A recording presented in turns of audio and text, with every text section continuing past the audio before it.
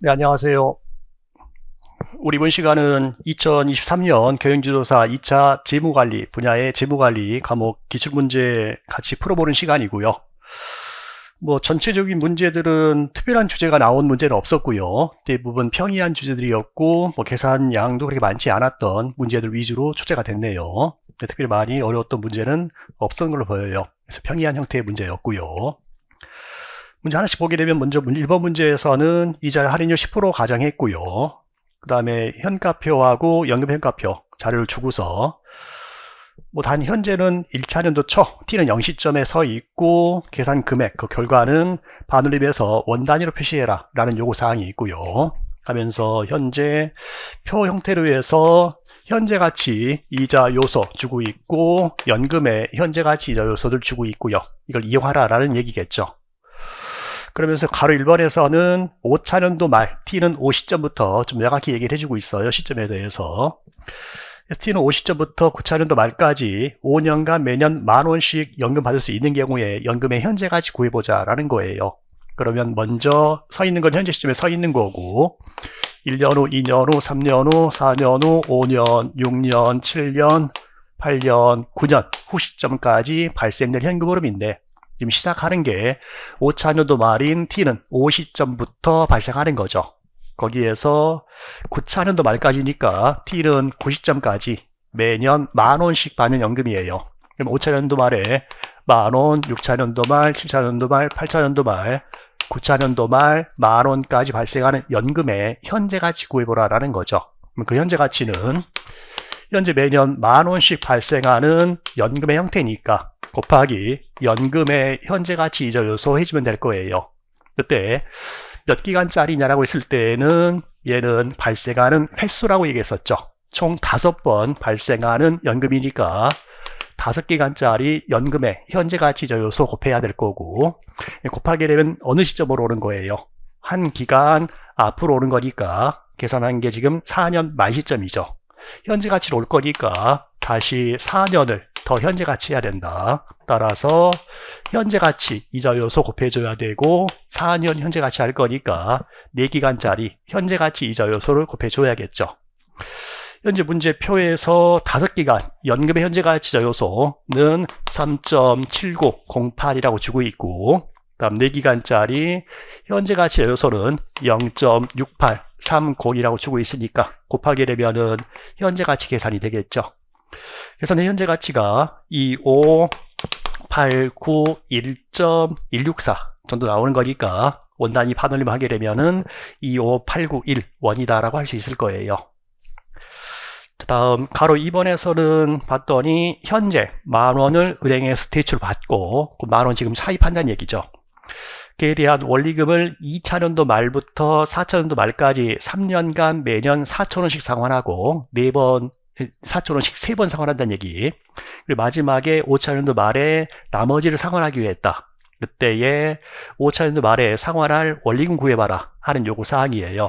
그럼 현재가 있고 현재 시점에서 10,000원을 차입하고 그에 대한 원리금을 상환할 건데 1차년도 말에는 상환하는 금액이 없고 2차년도 말부터 총 3번 상환할 거다. 그게 4,000원씩 4차년도 말까지 3번 상환할 거고 그리고 5차년도 말에 가서는 X라는 금액을 상환할 거래요. 이때 5차년도 말에 상환할 금액이 얼마이냐라고 묻고 있는 거죠. 그렇다면 현재 차입한 금액은 미래에 상환할 금액들의 현재 가치만큼을 지금 차입할 수 있는 거니까 그 미래 상환할 금액들의 현재 가치가 지금 차입한 10,000원과 같아지게 될 5차년도 말에 상환할 금액을 계산하면 되겠다. 그래서 우리가 현재 가치가 10,000원이 되도록 X를 찾으면 되는 거고 걔는 4,000원을 3번 상환하는 거니까 현재 가치 구하려면 역시나 연금의 현재 가치 자료 적용해야 될 건데 이때 적용하는 것은 횟수다라고 했죠. 따라서 3기간짜리 연금의 현재 가치 자료 고려해야 될 거고 그거 외에 곱하게 되면 한 기간 앞으로 오는 거니까 다시 현재로 오려면은 1년을 더 현재 가치 해야 되는 거죠. 따라서 곱하기 현재 가치 요소인데 한 기간짜리 적용해주면 이게 3번 4,000원씩 상환할 금액들의 현재 가치가 될 거고 그거 외에 5차년도 말에 상환할 금액이 X이면 그게 현재 가치도 더해서 10,000원 돼야 되는 거죠. 얘는 5차년도 말에 발생하는 한 번 단일 금액이니까 걔는 현재 가치 이자 요소 고려해야 될 거고, 걔는 5년 후 금액이니까 5기간짜리를 적용해야겠죠. 자, 해서 봤더니 3기간짜리 연금의 현재 가치 요소는 문제 주는 게 2.4869로 주고 있고요. 그리고 1기간짜리 연금의 현재 가치 요소는 0.9091이고, 5기간짜리 현재 가치 이자 요소로 나와 있는 게 0.6209래요. 그래서 계산해가지고 그게 현재 가치가 10,000원이 돼 X 구할 수 있을 거고, 그래서 구해서 X 구했더니 X가 1540.7261이니까 1541원이다 라고 해주면 되겠죠. 그 다음 가로 3번에서는 현재 10,000원을 대출받고, 그리고 1차년도 말부터 5차년도 말까지 매년 말에 원리금을 균등분할 상환하기로 하고 은행에 약정했다. 그러면 현재 차입하는 금액은 10,000원을 차입하는 건데, 그에 대한 원리금을 총 5년간에 걸쳐서 상환할 건데, 원리금 균등분할 상환 조건이에요. 그렇다면 매년 똑같은 금액 상환하기로 하는 거죠. 이자 원금 더해서 매년에 똑같은 금액을 상환하기로 한다. 그랬을 때는 미래에 매년 5번 상환할 금액의 현재 가치가 지금 차입한 10,000원과 같아야 되는 거죠. 여기서 우리가 먼저 매년도에 상환할 금액을 구할 수 있을 거고요. 현재 가치가 10,000원인 건데, 그게 5번 상환할 X라는 금액 곱하기 연금의 현재 가치 요소 발생하는 게 5번 하면은 한 기간 앞이니까 현재 시점으로 오른 거죠. 자, 그게 될 매년도에 똑같은 금액 상환할 금액 계산할 수 있을 거고, 계산했더니 그게 638원 정도가 계산이 되네요. 바둑림에서. 자, 그걸 구했는데 문제 요구사항은 3차년도 말과 5차년도 말에 원리금 상환액 중에서 원금 상환액과 이자 지급액을 각각 구하시오라고 했어요.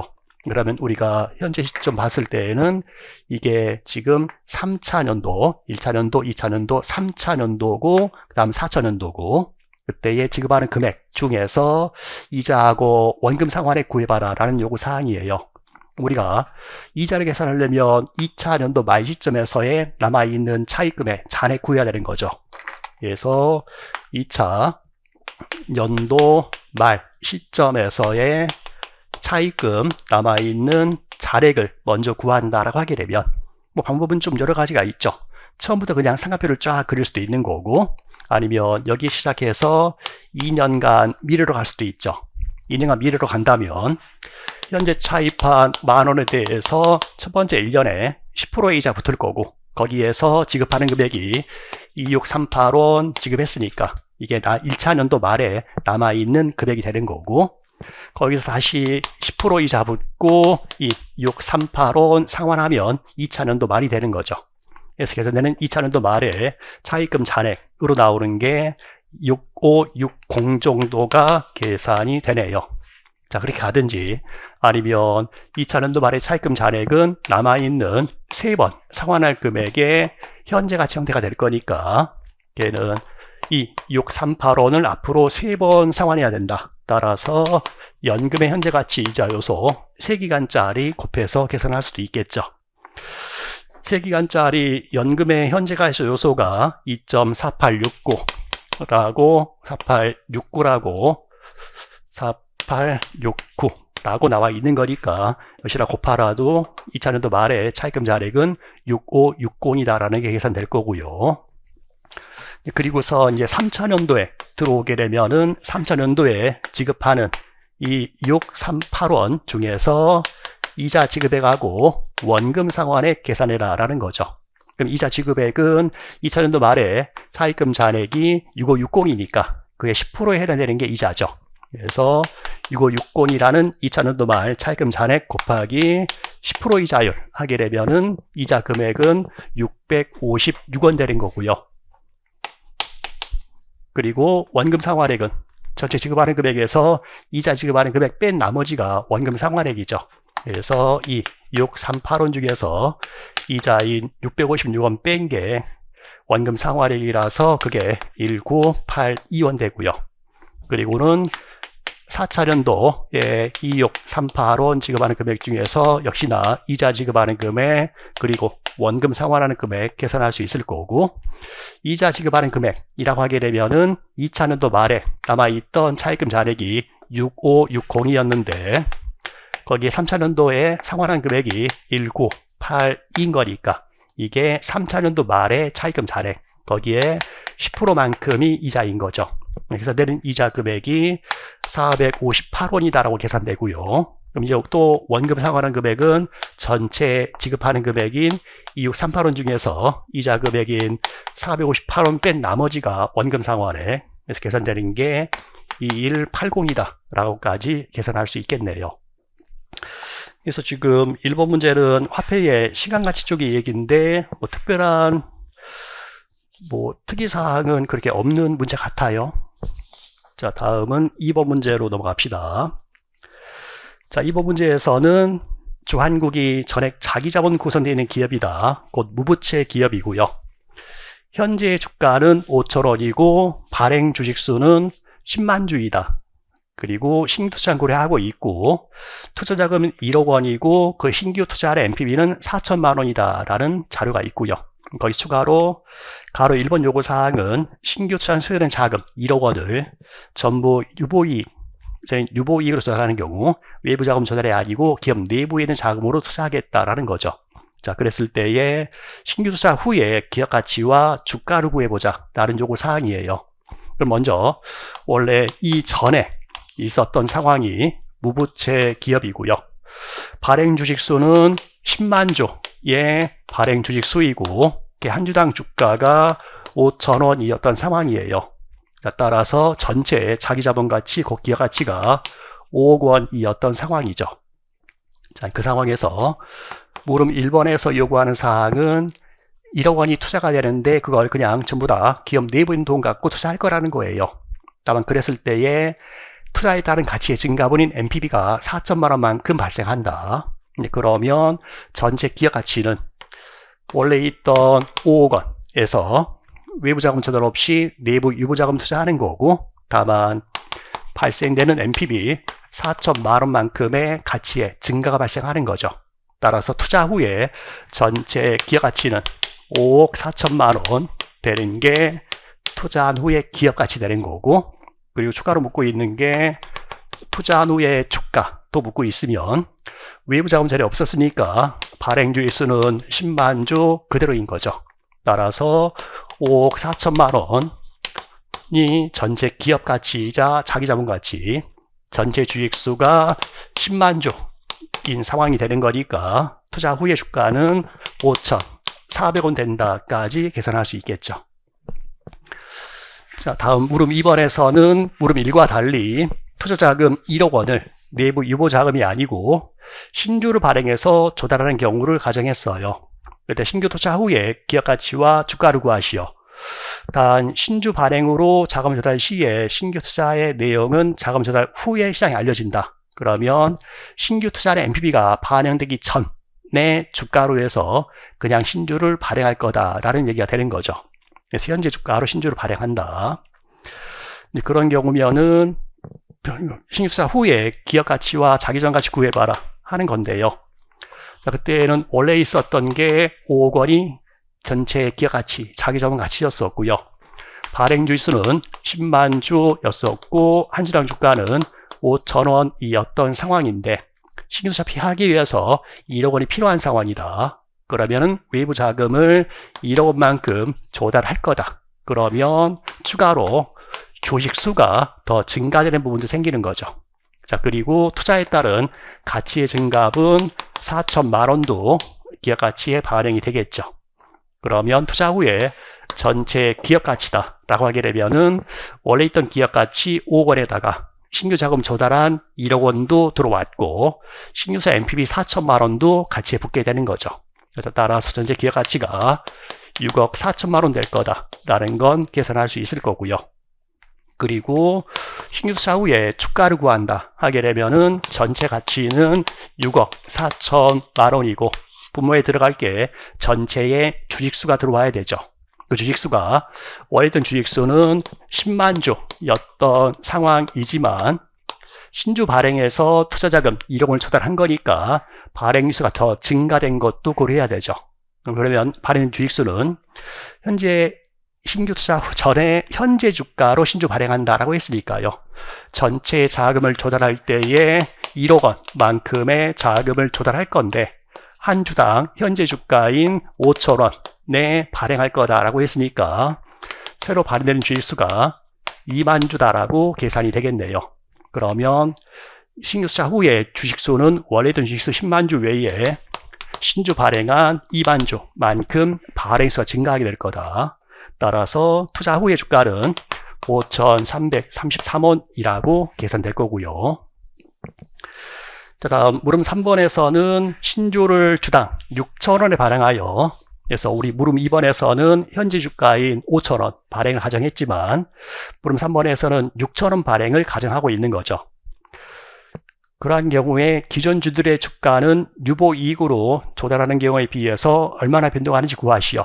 그래서 이번에는 발행하는 게 한 주당 6,000원씩의 신주를 발행하는 상황이에요. 그 상황에서는 발행될 주식수, 신주의 주식수가 먼저 계산될 수 있겠죠. 그러면 전체 1억 원을 조달한다는 것은 다름이 없지만 한 주당 발행하는 게 6,000원씩의 신주를 발행하게 되면 발행 주식수로 계산되는 게 16,666.67조 정도가 새로 발행이 되는 거죠. 그러면 신규 투자 후에 주가는 어떻게 되거냐 했을 때에 원래의 기업가치 5억 원, 신주 발행에 들어오는 1억 원, 신규 투자 NPV 4천만 원은 그대로인 거잖아요. 다만 이 발행한 주식수가 달라질 뿐이니까. 따라서 신규 투자 후의 기업가치는 6억 4천만 원 될 거고요. 그리고 주가는 전체 가치인 6억 4천만 원 나누기 신규 투자 후의 주식수가 될 건데 원래 있던 주식수 10만 주 외에 신주 발행하는 게 이번에는 6천원씩에 발행했더니 신주 발행되는 게 16,666.67주가 추가로 발행이 되는 거죠. 했더니 신규 투자 후에 주가로 계산되는 게 약 5,486원이다라고 계산이 돼요. 자, 이게 6천원씩의 신주 발행해서 자금 조달하는 경우에 투자 후의 주가. 문제 요구사항은 이 주가를 구하라는 게 아니고 유보이익으로 소유자금 조달하는 것에 비해서 얼마나 변동하는지 구하시오. 그러니까 문 1번에 있던 게 유보이익으로 투자하게 되면은 주가가 5,400원 된다. 그에 비해서 주가가 얼마나 변동하느냐 하는 거니까 유보이익으로 조달하는 경우에 비해서 주가가 86원만큼 더 높게 형성이 될 거다라고 할 수 있는 거죠. 다음 가로 4번에서는 1, 2, 3 결과를 봤을 때에 기존 주주들이 자금 조달 방법으로 신주 발행을 선호하는 조건은 무엇이냐라는 거예요. 그럼 현재 물음 2번에 있던 상황이 있고 물음 3번에 있던 상황이 있는데 그냥 내부 유보 자금을 조달했을 때에는 주가가 5,400원 될 건데 그때 투자의 NPV가 반영이 되지 않은 5,000원에 발행을 한다면 주가는 5,400보다 더 낮게 되는 거죠. 제대로 됐을 때는 이렇게 신주를 발행하기 전에 신규 투자의 NPV 4천만 원만큼이 기업가치 발행이 먼저 돼서 현재 주가보다는 높은 가격인 예를 들면 적정한 가격인 5,400원에 신주가 발행되는 게 맞을 텐데 싸게 5,000원에 발행되면 주주 입장에서는 5,400보다 낮은 주가가 되는 거니까 싫을 거잖아요. 따라서 신주를 발행하는 이 가격이 적정한 주가인 5,400보다는 더 높아야만 기존 주주 입장에서 신주 발행을 더 선호할 수 있게 되겠다라고 할 수 있겠죠. 자, 차례차례 물음들 따라가면서 풀었으면 되는 문제예요. 다음은 문제 3번은 자본예산적이고요. 가장 기본적인 자본예산 문제예요. 우리가 자본예산 문제 쪽에서는 시점별로 현금흐름을 좀 구분하자라고 했었고요. 현재 문제 3번의 경우에는 내연수가 5년짜리인 투자안이에요. 최초 투자 시점이 있고 1년 말, 2년 말, 3년 말, 4년 말, 5년 말까지 발생하는 현금 흐름들인데 가장 기본적인 게 영업현금 흐름이 발생한다. 그게 매년도 말에 영업현금 흐름이 발생하게 될 거다. 그 외에 수론자 자본 변동에 따른 현금흐름이 나올 수도 있는 거지만 지금 우리 문제에서는 이에 대한 언급은 없는 거고요.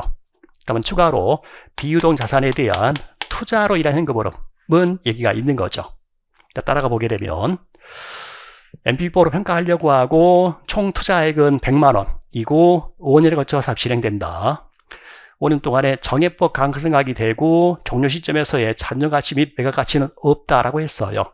최초에 100만 원만큼 투자가 돼야 된다 하는 부분이 있고 맨 마지막 갔을 때의 잔존가치 매각가치도 없다고 했으니까 유입될 금액은 없는 거고요. 수론자 자본에 대한 얘기도 아예 없는 거니까 전체 발생하는 현금흐름은 최초에 투자하는 100만 원이 있는 거고 5년간 매년 말 발생될 영업 현금흐름 부분이 있는 거죠.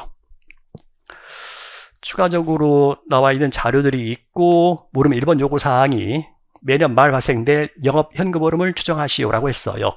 그러면 우리가 영업 현금흐름 계산한다라고 하게 되면 영업 현금흐름은 자본예산 쪽에서는 현금 들어온 수익 마이너스 현금 나가는 비용 곱하기 1마의 법인세율에다가 감가상각비의 감수 효과를 추가로 고려하자라고 했었죠. 자, 그대로 들어가게 되면 먼저 박스 자료로 해서 매년에 연간 생산 및 판매 수량이 100개라고 했고요. 자, 개에 대한 단위당 판매 가격은 5만 원이고 다음 단위당 변동 비용이 36,000원. 자, 여기까지 하면은 매출액에서 변동 비용 뺀 거죠. 근데 추가로 나와 있는 게 연간 총 고정 영업 비용이 있는데 감가상각비는 제외한, 감가상각비는 제외한 나머지 고정 비용이 발생하는 게 90만 원 발생할 거다라고 했어요. 자, 이게 현금 들어온 수익에서 현금 나가는 비용 뺀 거죠. 곱하기 1마일 법인세율은 문제에서 30%다라고 했고요. 자, 추가로 감가상각비 감수 효과인데 법인세율은 30%고 그리고 감가상각비는 최초에 투자하는 게 100만 원을 투자하는 건데 5년간 상각할 거고 정해법 상각 맨 마지막에 잔존가치는 없다라고 했으니까 매년 감가상각비는 20만 원이 되겠죠. 자, 여기까지 계산하게 되면 매년 발생될 영업 현금흐름 계산이 될 거고요. 그게 41만 원이다 라고 계산이 되네요. 이게 물음 1번이었고 다음 물음 2번에서는 NPV를 계산해서 투자 평가하시오 라는 요구 사항이에요. 발생한 현금흐름이 최초에 100만 원 투자한다 라는 거 외에 5년간 매년 영업 현금흐름이 41만 원 발생한다 라는 것만 있는 거니까 투자안에 NPV 구할 때에 최초 유통되는 금액은 100만 원이고 이후에 유입되는 금액이 매년 영업 현금흐름 41만 원이 5년간 발생이니까 연금의 현재 가치자 요소 5기간짜리 적용해주면 되겠죠. 이제 현재 가치 할인율 자본 비용은 12%이고 추가 나와 있는 12%의 5년 연금 현가 계수가 3.6804다. 이게 3.6804다라고 나와 있는 거니까 6048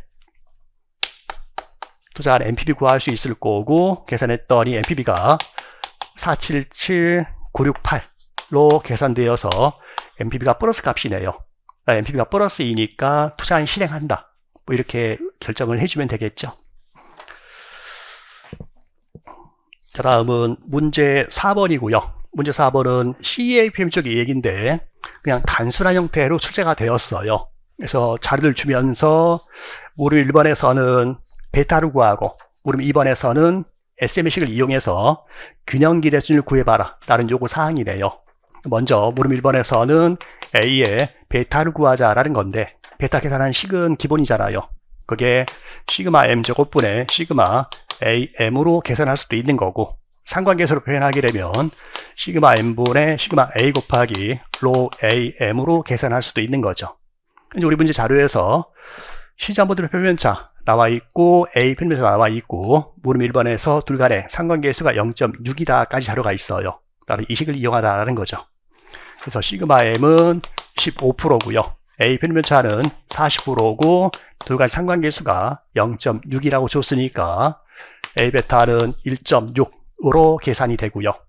그걸 이용해서 SM식을 가지고서 그 A의 균형기대순을 구해라 라는 요구사항이면은 SM식이니까 RF 플러스 ERM 마이너스 RF 곱하기 A의 베타가 들어가주면 되는 거죠.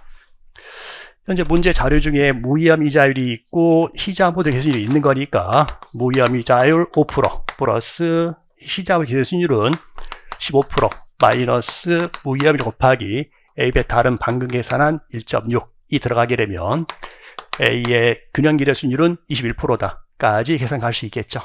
C의 가장 기본적인 얘기예요. 다음은 5번 문제고요. 현재 현물 환율은 1달러당 1,300원이고 6개월 만기 선물 환율은 달러당 1,284원이다. 달러에 대한 금리는 연 6%, 원화의 금리는 연 4%. 자, 대안이 6개월 후에 순대금으로 100만 달러를 수취할 예정이다. 현물환 시장을 이용해서 환율 해지할 경우 위에서 선물 환율을 줬지만 그런 통화 선물을 이용하는 게 아니고 현물환 시장을 이용할 거래요. 6개월 후에 수대금으로 확보하게 되는 원화 금액을 계산하시오 라고 했네요. 그러면 그 기업은 현재로부터 6개월 후 시점에 달러를 수취할 예정이다. 수취하는 달러가 100만 달러를 수취할 예정에 있다. 자, 문제는 이때의 환율 변동에 따라서 이 받는 100만 달러의 원화 환산액이 달라질 위험이 있는 거잖아요. 이렇게 미래에 달러를 수취할 예정에 있는 경우에는 결국은 미래에 달러 받으면 그 달러를 처분할 거니까 미래 달러 수취 예정은 미래 달러 처분 예정과 똑같은 상황이 되는 거죠. 자, 그때 환율 위험을 없애기 위해서 현물 한 시장을 이용하겠대요. 곧 현물을 사고 팔고 할인을 하겠다는 거니까 예를 들면 만약에 통화 선물을 이용했다 하게 되면은 통화 선물은 달러 받으면 달러를 팔 거니까 통화 선물을 매도해야 될 건데 지금은 현물환을 거래하겠다는 거니까 현재 시점에서 달러와 원화로의 차이 또는 대출을 이용하겠다. 곧 단기 금융시장을 이용하겠다라는 표현이 되는 거죠. 이때 미래에 100만 달러가 들어오면 위험하니까 달러 쪽에서는 미래에 100만 달러가 나가게 만들면 환 위험에서 벗어날 수가 있게 된다. 그러면 미래에 수대금을 받게 되면 그걸 가지고서 상환하기로 하고 현재 시점에서는 달러를 차입하면 되는 거죠. 자, 차입할 달러 금액이 6개월 후에 100만 달러 상환이니까 현재 시점에서는 100만 달러 나누기 1 플러스 미국 이자율 고려하면 되는 거죠. 미국 이자율이 현재 연 6%래요. 근데 6개월간 이자 계산이고 이자 계산할 때에 달리 적용하자. 단위 방식을 적용하자라고 한 거니까 1년에 6%면 6개월은 3%죠. 따라서 3%로 현재 가치 하게 되면 현재 시점에서 차입할 달러 금액이 계산이 될 거예요. 자, 그러면 현재 차입할 달러 금액으로 계산되는 게 970,873.79 달러를 현재 시점에서 차입하면 되는 거죠. 그런 다음에 걔를 차입한 달러를 현물환 시장에서 매도하자. 달러 현물환 차입한 거를 현재 환율로 매도하자. 그러면 나에게 원화가 들어오게 될 거고 들어오는 원화 금액은 다시 예금하자 하는 형태를 취할 수 있겠죠. 자, 그러면 내가 현재 차입한 이만큼의 달러를 주고서 970,873.79 달러를 주고서 얘를 파는 거니까 나에게 원화 금액 들어올 거다. 들어오는 원화 금액은 현재의 현물 환율로 계산이 되겠죠. 지금 현물 환율이 1달러당 1,300원인 상황이에요. 그럼 나에게 들어오는 원화 금액은 970,873.79 달러를 1,300원씩에 매도할 거니까 들어오는 원화 금액 계산될 거고 그 원화 금액이 계산되는 게 1261 1359 22.32원이 나에게 들어오는 거고 그만큼을 지금 예금하게 되면 현재 순연금 흐름은 0이 되면서 6개월 후에 원화를 내가 받게 되겠죠. 그때 6개월 후에 받게 되는 원화 금액은 원화를 예금한 거니까 한국의 이자율이 적용될 거고 따라서 이때 6개월 후에 들어오는 원화 금액은 예금한 1261 135 922.32원을 예금한 거고 거기에다가 한국의 이자율로 원리금 들어올 거다. 그 한국의 이자율이 연 4%니까 6개월이면 2% 되는 거죠. 그래서 나에게 6개월 후에 들어오게 되는 원화 금액은 1, 2, 8, 7, 3, 7, 8, 6, 4, 1원이 나에게 유입된다. 까지 계산할 수 있겠죠. 그래서 문제 요구사항이 6개월 후에 확보가 되는 원화 금액인데 현물환 시장 이용한다 라고 했으니까 달러나 원화로의 차입 또는 예금을 이용하는 방식이다. 결국은 또 이 금액은 계산되는 게 100만 달러 나누기 1 플러스 미국 이자 3%. 이게 현재 차입한 달러 금액이고, 이게 원화 환산하게 되면은 현물환율 1300 곱하는 거고, 그게 원화 환산된 금액이라서 걔를 예금하게 되면 한국의 이자율 2%로 6개월 후까지 이자까지 붙는 거죠.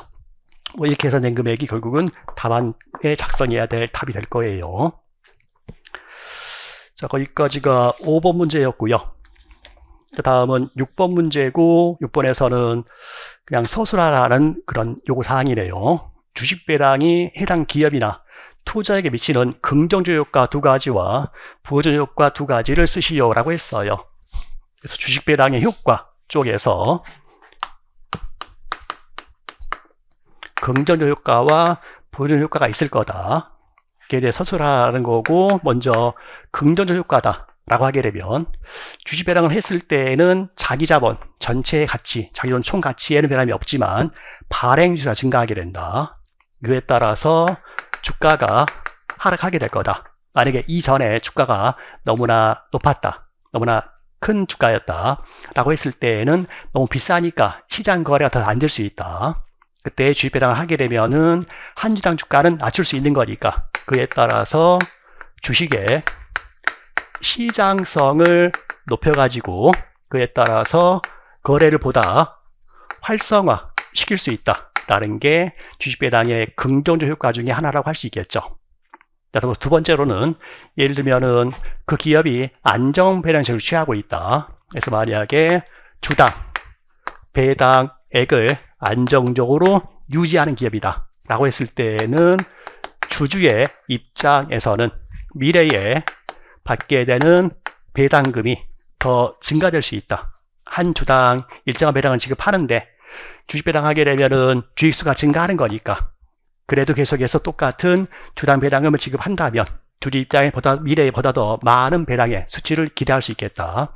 이것도 긍정 효과라고 할 수 있겠죠. 더불어서 세 번째 긍정 효과라고 하게 되면 일종의 주식 배당의 경우에는 처분 가능한 이익잉여금을 아예 함부로 손댈 수 없는 자본금에 전입하는 거니까 영구히 자본화시킨다. 그래서 배당 가능한 이익을 영구히 자본화를 시키게 된다. 그거는 뭔가 좋은 투자기가 있는 거니까 배당 가능한 이익을 주주에게 현금으로 배당하지 말고 아예 자본화를 시켜서 그런 투자를 하자 라고 해석할 수 있는 거니까 뭔가 보다 수익성이 높은 투자 기회가 있다라는 그런 신호를 전달해주는 긍정 효과로 나올 수 있겠다. 뭐 이 중에 이제 두 개를 쓰라라는 얘기고요. 반면에 부정적 효과 쪽에서는 우리 보통 얘기할 수 있는 게 주식 배당을 한다라는 것은 주주에게 현금 주지 않고 회사 내에 돈을 놔두겠다는 얘기니까 현금 배당을 하지 못할 정도로 상황이 안 좋다라는 부정적인 신호가 될 수도 있다 하는 게 뭐 하나의 부정적 효과라고 할 수도 있고요. 자, 더불어서 만약에 기업이 이렇게 주당 배당금을 안정적으로 유지하는 정책을 취하고 있다 하는 경우면 아까 주주 입장에서는 미래에 배당금 수취액이 증가될 걸로 기대되는 긍정 효과도 있는 거지만 반면에 기업의 입장에서는 미래에 더 많은 배당을 줘야 된다라는 배당 압력이 더 증가될 수도 있다 하는 부정적 효과도 생각을 해볼 수 있는 거죠. 자, 더불어서 주식 배당하게 되면은 신주 발행하는 거니까 신주 발행하면서 신주 발행 비용과 같은 비용이 추가로 발생하는 안 좋은 효과도 있겠다라고 할 수 있는 거죠. 뭐 이것들 중에서 두 개 정도를 써달라라는 요구 사항이에요. 자, 여기까지 해서 전체 6문제를 다 봤는데요. 봤더니 뭐 계산 쪽은 1번 문제가 회싱하지 쪽에서 계산이 조금 더 복잡해 보일 수 있지만 전체적인 내용으로 봤을 때는 전체적인 문제들이 다들 큰 무리 없이 출제가 된 뭐 회차다라고 할 수 있겠네요. 자, 여기까지 해서 해설 강의를 마칠게요. 수고하셨습니다.